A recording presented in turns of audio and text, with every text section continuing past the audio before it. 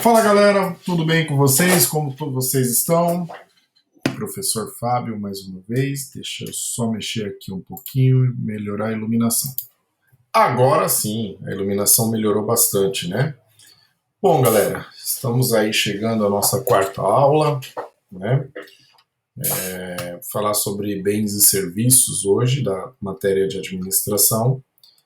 E eu vou compartilhar então a minha tela com vocês, só um instantinho. Só um instante.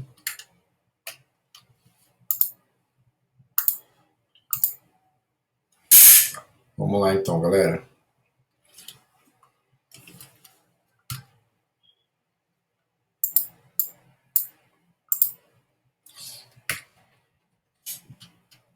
Sobre recursos, estou entrando na aula errada.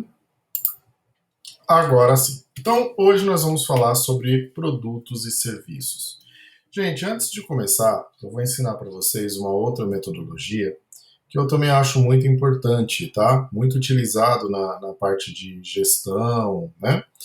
Que é o famoso brainstorming. O que seria o brainstorming? Quando nós vamos falar sobre alguma situação, você tem um determinado problema, é hábito nas empresas reunir as equipes envolvidas e fazer uma discussão acerca daquele problema, né? Então, esse é o famoso brainstorming. Se você pegar o conceito de brainstorming, é uma chuva de ideias, tá? Então, vamos lá. Em São Paulo é conhecido como chuva de ideias. No Paraná, tempestade de sugestões. E em Minas, toró de parpite. Então, vamos aqui desenvolver um exercício prático, tá? A gente vai fazer uma discussão em sala de aula, tá? Então, desenvolver uma discussão acerca do retorno da aula após a pandemia. Nessa discussão, devemos pensar nas seguintes questões. Então, em primeiro lugar, como a escola tem que se preparar, né? Como cada aluno deve se preparar quanto à locomoção, postura em sala de aula, bem como ao retorno para casa, né? E aí, quais cuidados o professor deverá tomar? Então, a gente vai fazer uma discussão e aí a gente pode chegar aí a uma conclusão, né? Então, aqui funciona assim. A empresa, ela trabalha para produzir um determinado produto. A gente voltando agora falando sobre produtos e serviços, tá? A empresa trabalha com produtos, tá? Então, ou para prestação de algum serviço. O que é isso? É o resultado final de todas as operações da empresa. Ontem nós falamos sobre os tipos de recursos, né? Nós falamos sobre os recursos empresariais, recursos humanos, recursos financeiros, né? Explicamos sobre os tipos de empresa. Então, quando nós chegamos no final disso tudo, é o produto ou é o serviço, né? Então, aqui já teve a utilização de todos os recursos da empresa. Se for um produto, já foi utilizada a matéria-prima, já se foi transformada, empregada a tecnologia, utilizado todo recursos humanos, né? Tudo isso já foi integrado aqui, de maneira que chegou ao resultado final, que é o produto, né? Então, quando nós falamos isso daqui, a gente entende a empresa como um sistema aberto. Então, o produto ou serviço representa a principal saída ou resultado, né? Não é uma coisa aberta que qualquer um faz. Então, aqui a gente tem um fluxograma, né, de como funciona aqui a empresa. Então, aqui você tem os insumos, né, que é a matéria-prima, que são recursos também. Você vem para a parte de transformação da empresa, você vai converter essa matéria-prima em produto, e aqui no final você transforma em serviços, né? Ou nos bens, ou num produto, seja o que for. Quando você faz um controle disso daqui, é justamente aqui dessa fase até essa fase. Porque se em algum momento, lembra que nós falamos lá sobre o toyotismo, né? O toyotismo, ele pode muito bem chegar, né, identificar uma falha no meio do processo, você consegue aqui com feedback ter uma melhoria no processo. Então, aqui quando nós falamos sobre a empresa, sobre o fluxograma aqui dessa empresa, né? O controle tem que vir desde a entrada do insumo até a saída do produto. Por quê? Porque dependendo como for o tipo de produto, se o insumo não estiver correto, se a matéria-prima não estiver boa, não estiver adequada, você vai ocasionar o quê? Um produto ruim aqui no final, né? Então, basicamente seria isso, gente. Vocês entenderem que o controle dentro de uma empresa, ele vem desde a entrada da matéria-prima, principalmente aqui no meio da produção, até a saída no controle de qualidade aqui da empresa, tá? Então, enquanto produtos podem ser guardados, né? Geralmente podem ser guardados, a gente tem que tomar cuidado com a questão do estoque, prazo de validade, né? Porque isso daí é o único controle que nós temos que fazer, prazo de validade, sua utilização, se permanece com qualidade. Tem produto que se ficar muito tempo armazenado, ele pode ter algum tipo de prejuízo, né? Então, quando nós falamos de produto, a gente tem que pensar que o cuidado que a gente tem que tomar é justamente isso. Já o serviço tem a questão da disponibilidade de recursos humanos, né? Porque se você for analisar, para a produção do produto, você não precisa da presença do cliente. No serviço, você já tem que ter o cliente. Eu vou prestar aqui um serviço, dar uma aula para vocês. Eu posso até aqui, eu estou gravando a aula para vocês dias antes, né? Mas, por exemplo, eu poderia muito bem simplesmente não existiria aula se eu não tivesse alunos, né? Então, quando a gente fala de algum tipo de serviço, a presença do cliente é necessária para acontecer. Um atendimento médico, por exemplo, né? Como que o médico vai atender o paciente sem a presença do paciente? Não tem como. Tudo isso é importante. Mesmo, professor, mas hoje em dia tem a telemedicina. Ok, só que você tem o uso da tecnologia para ligar o profissional ao paciente, tá? Então aqui, gente, a classificação mais simples e conhecida que distingue os produtos como bens e serviços, né, são essas aqui. Então, bens ou mercadorias são produtos físicos, né, tangíveis. Então, o que é um bem ou uma mercadoria? Então, você pega, por exemplo, é, uma geladeira, por exemplo. Isso é um produto físico, eu consigo pegar, eu consigo enxergar, né? Justamente por isso que é um bem ou uma mercadoria. Nós temos também os bens de consumo. Isso daqui, os três primeiros itens são itens que estão relacionados a um produto, tá? Nós temos também os bens de consumo, né? Que eles são destinados direto ou indiretamente ao usuário final. Então, eles podem ser duráveis, semiduráveis e perecíveis. Professor, qual a diferença das mercadorias para o consumo, para o bem de consumo? Bem de consumo são coisas do dia a dia, sai da fábrica direto para o consumidor. Por exemplo, você mora lá no interior lá e aí você acaba querendo comprar uma fruta. Você compra direto do produtor. Então, esse daí são os bens de consumo, né? Então, você tem ali, você já está comprando diretamente consome. O pão na padaria é um bem de consumo, né? A mercadoria não, né? Ele, por exemplo, se eu vou pensar no exemplo da geladeira, vai sair da fábrica vai passar pela produção, né? Então vai ter que vir matéria-prima, provavelmente vai ter que ir para uma distribuidora, uma transportadora, até chegar no local que você vai comprar. Então, essa é a grande diferença entre os dois. E aí nós temos também os bens de produção, que são o quê? Produtos que são usados para produzir outros bens. Então, por exemplo, eu tenho aqui um componente que vai utilizar a tela de LED do computador ou do celular, por exemplo. Ele é um bem de produção, porque ele não é um produto final, ele não vai atender o consumidor. Ele apenas vai servir como produto, né, como bem, para poder entrar numa produção e aí sim vai sair o produto final lá. Então, essa é a grande diferença entre os três bens aqui, os três produtos. Então, recapitulando, bens ou mercadorias, né, que são produtos físicos, tangíveis e visíveis. Nós temos os bens de consumo, que são coisas do dia a dia, né?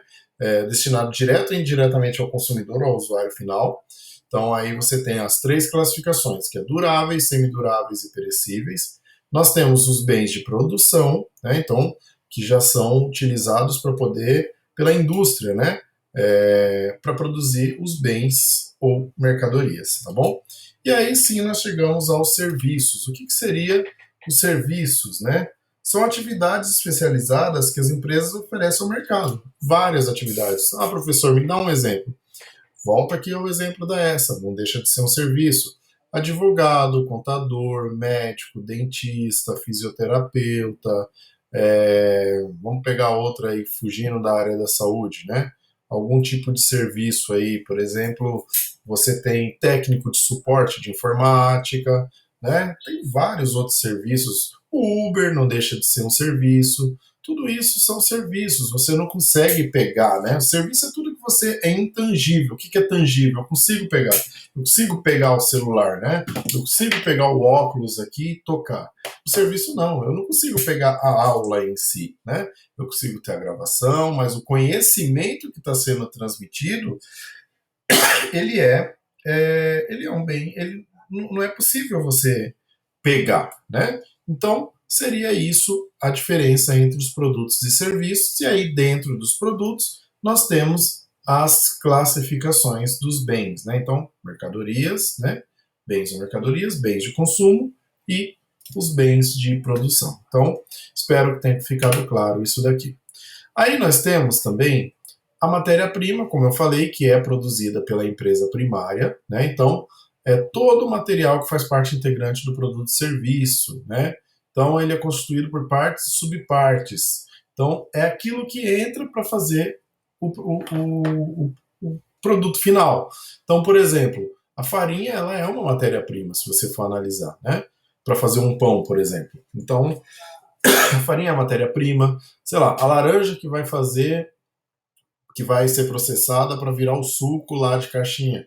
Também é matéria-prima. Isso daí tudo é a matéria-prima, tá? Matéria-prima é um insumo, é aquilo que é utilizado para ser transformado e acabar convertendo no produto, tá bom? Nós temos também, gente, a embalagem, né? Quando nós falamos de produto, ela é importantíssima, né? Então, nós temos três funções. Eu sei que muitas vezes, alguns alunos já até falaram isso para mim, né? Ah, professor, mas você vai falar de embalagem? Você precisa mesmo falar de embalagem? Sim, preciso falar de embalagem. Só para vocês terem uma noção, a embalagem ela tem três funções importantes. Primeiro, função técnica, né? O que é a função técnica? A função técnica é passar a informação para o cliente daquilo que tem. Quais são os ingredientes? É obrigatório no Brasil você ter a demonstração de quantas quilocalorias tem cada produto, né? Dosagem de o que tem de sódio, o que tem de potássio, né? O que tem de colesterol, gordura, se não tem, se tem lactose, se não tem, enfim. Essa daí é a função técnica da embalagem. Se vocês pegarem qualquer embalagem, vocês perceberão principalmente de consumos de alimento, que você tem toda a informação técnica ali. Mas, professor, mas só alimento? Não. Né? Se eu comprar, quando você compra o seu celular, você tem na caixa quais são as principais funções, qual é a voltagem, né, do carregador, tudo isso, quantos megapixels tem a sua câmera e assim por diante, tá? E passando disso daí, nós temos também a questão logística. Quando nós falamos logística, a embalagem ela tem que ser pensada para o transporte também. Não é somente para o consumo, né? A embalagem ela tem que ser pensada para o transporte. Como o meu cliente vai utilizar? Por exemplo, eu vou pegar uma lata de refrigerante e eu vou fazer uma lata que não vai, o cara vai ter que segurar com as duas mãos, por exemplo. Não vai dar certo. Eu tenho que fazer uma embalagem funcional. A embalagem tem que ser pensada para a utilização. Aqueles squeezes para atletas, né? Tem que ser de uma maneira que não escorregue na mão. Ele tem que ser pensado com base nisso, né? Entre outros, né? Mas é importante também porque a embalagem tem que ser pensada. Por exemplo, eu vou comprar um refrigerante sabendo que a pessoa vai tomar na boca ali, e vou colocar um negócio que não cabe dentro da boca, uma largura de boca ali que não cabe na boca do cliente, não vai dar certo, né? A gente tem que pensar em tudo. E quem pensa isso é a pessoa responsável pela produção, é a pessoa que projeta o produto, é a pessoa que cuida de tudo isso, né? E aí, por fim, a embalagem também tem a função de comunicação. Nossa, professor, mas que tipo de comunicação? Ué, gente, você compra, não dizem que a gente sempre compra o livro baseado na capa, né? É mais ou menos isso. Você vê que muitas vezes o produto ele tem uma embalagem bonita, chama a sua atenção e você acaba comprando por causa disso. Talvez inconscientemente, mas muitas vezes acaba acontecendo, né? Então a comunicação é importantíssima dentro da embalagem no produto, porque é ela que vai chamar a atenção, né? Ela que vai conseguir fazer com que você sinta vontade de comprar aquele produto. Então, as características da embalagem são essas, são justamente isso daí que são os três pilares, né, as três funções importantes da embalagem. Não é simplesmente embalar de qualquer jeito que você acaba, né, não dando certo à empresa.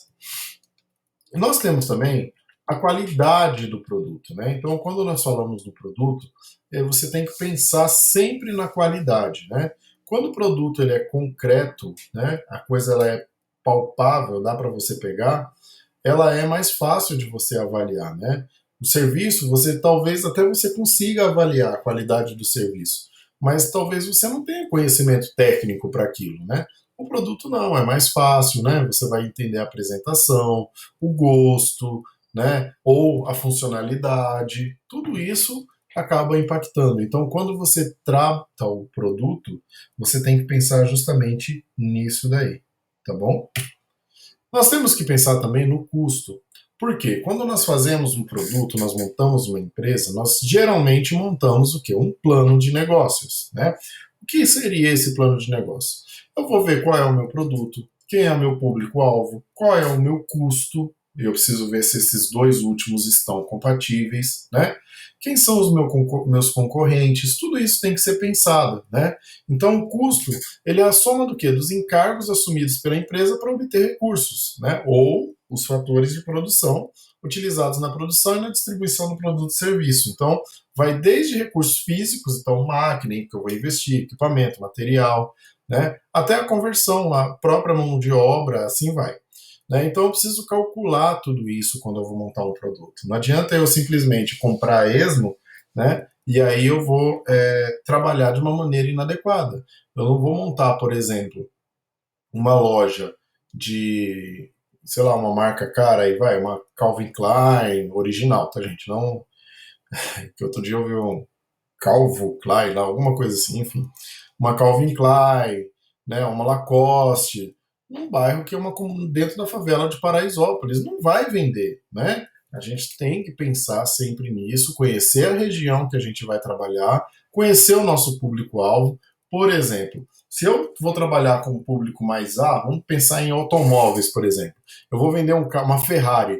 Não adianta eu querer colocar um pneu pequeno, não adianta eu querer vender um carro sem ar-condicionado, porque isso tudo vai impactar. O meu cliente, ele acha que isso, ele entende que isso é requisito básico, né? Então, basicamente seria isso. E dentro do custo, nós temos também o custo de produção, que são os custos diretos e indiretos, tá? Então, quais são os custos? Então, gente, recapitulando aqui.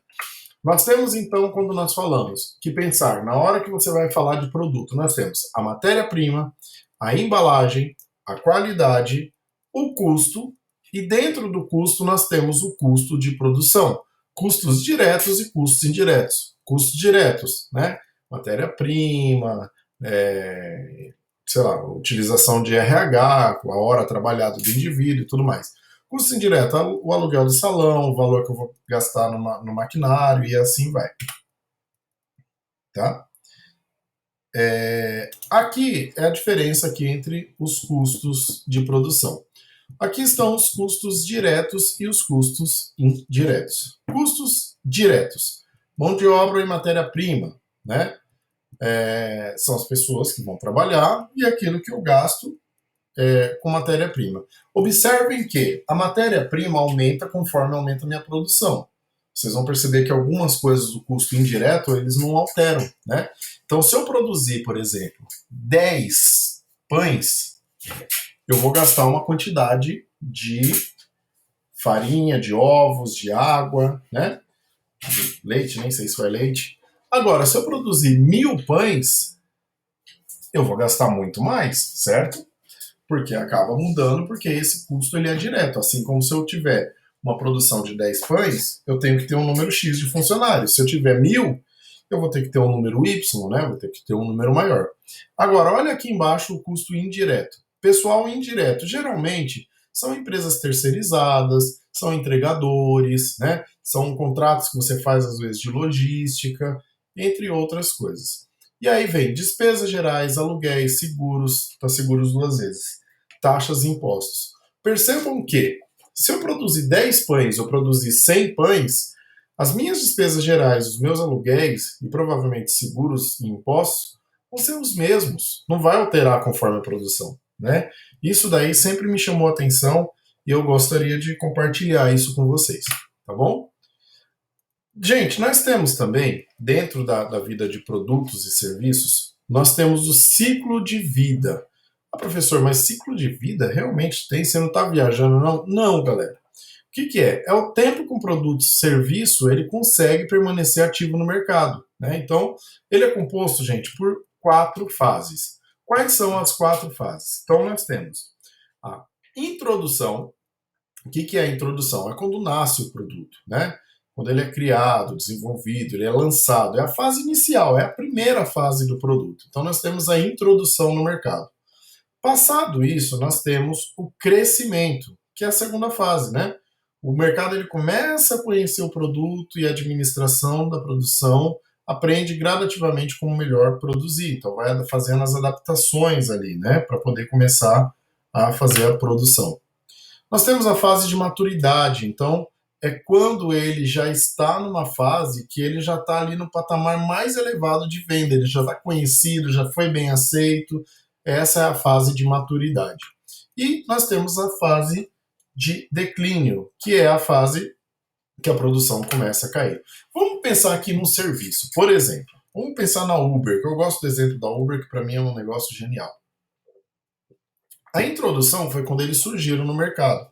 Vieram de outros países e acabaram fazendo isso aqui no Brasil, né? Começou a crescer. Só que quando começou a crescer, o mercado ainda tinha uma certa resistência, né? Aí estava naquela época dos taxistas ainda brigando, muita gente não conhecia, não confiava, tinha medo, né? E aí não aceitava cartão, não aceitava dinheiro, só aceitava cartão, né? Então olha aqui, ó, a gente está convertendo para o lado do serviço isso, né? Olha o finalzinho da frase, a administração da produção aprende gradativamente como melhor produzir. O que eles começaram a perceber? Ué, mas no Brasil o povo paga no dinheiro também. Então, se eu colocar para aceitar em dinheiro, ou débito, sei lá o que for, o povo vai começar a andar mais. E aí a Uber, ó, bum, chegou na maturidade, que é a fase atual, né? A Uber até hoje, ela é muito bem aceita, né? Não estou falando Uber, mas são os aplicativos, né? Hoje você tem o Cabify, o Lade, o 99, entre outros aí, né? Então, assim, já estão na fase de maturidade. Talvez eu diria que o Lade, para quem não conhece, o Lade ele é um aplicativo semelhante ao Uber, mas só tem motoristas mulheres, né? Eu acho que o Lade ainda não chegou na fase de maturidade, porque eu acho que não investiu muito em marketing, não está muito conhecido. O Cabify já sim, porque ele é mais voltado para a empresa, mas também já acho que já chegou na maturidade. Agora, pode chegar um dia que venha ao declínio, né? Vamos pensar em produtos que já declinaram. Fitas cassetes, por exemplo, né? Você tinha locadora, Blockbuster da vida, que as pessoas simplesmente iam lá, alugavam fita, e era muito status, né? Chegou na sexta-feira, vou alugar e devolver só na segunda.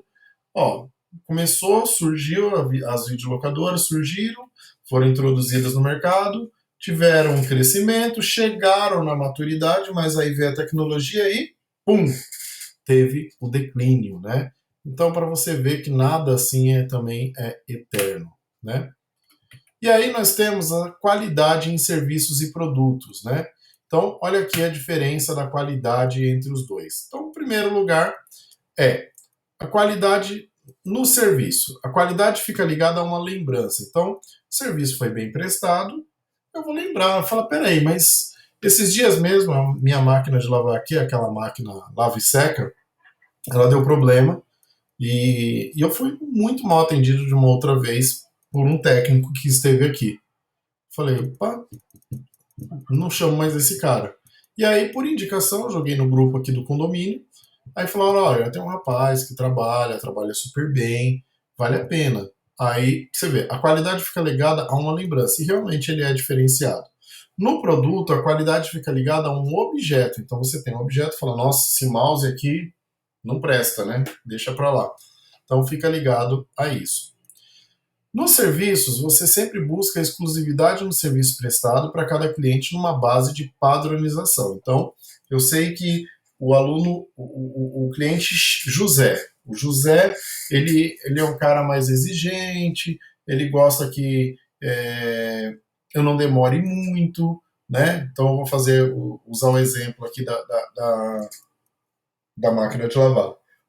Ele é um cara que quer que eu resolva rápido, né? Mas eu tenho a cliente Márcia que ela não faz questão, ela prefere que eu demore mais tempo, mas que, por exemplo, que eu entregue limpo. Então eu consigo padronizar o meu serviço, né?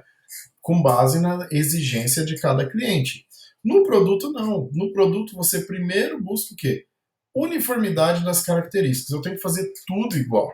Né? No serviço, enquanto no serviço eu posso padronizar, né? No produto, vamos supor, se eu trabalho com eventos, por exemplo. No evento, eu vou fazer um evento para uma família evangélica, por exemplo. Né? Eu vou trabalhar de uma forma. Só que se eu for para um baile funk, promover um baile funk, eu vou trabalhar de uma maneira totalmente diferente. Já no produto, não. É a padronização. Se eu comprar um celular igual a esse, e for na loja e procurar um celular semelhante ao meu, todos serão iguais. Então, é a padronização. O serviço, o consumo, ele é realizado no ato da aquisição. Então, fui lá, né, comprei o serviço, tive uma consulta médica, acabou ali, não tem nada. No produto, o uso ou consumo é quase sempre efetuado sempre depois. Geralmente, é claro, com algumas exceções, né, eu compro o produto, levo para casa e aí depois que eu vou usar, né? No serviço, o cliente ele é coprodutor do serviço, porque ele participa, é ele que identifica, né? Olha, minha máquina está com problema, então eu preciso de um técnico. Então eu identifiquei. Provavelmente eu já vou falar para ele, olha, ele está com problema no LED, né? Então o cara já vem com a informação. Já no produto não, o cliente é o usuário do bem produzido, só. Ele não é coprodutor. O negócio já passou por todo um processo de produção e acabou tornando de uma maneira mais. Ele não tem uma participação, né? No serviço tem uma participação, no produto ele já não tem uma participação. Beleza, galera? Espero que vocês tenham gostado, tá? A aula de hoje é sobre isso. Nós vamos assistir aí outro vídeo e aí depois a gente faz uma breve discussão. Eu falei sobre a aula, né, sobre o retorno às aulas, mas eu acho que a gente pode criar um outro tema e aí discutindo pelo WhatsApp. Beleza? Tudo de bom então e até mais.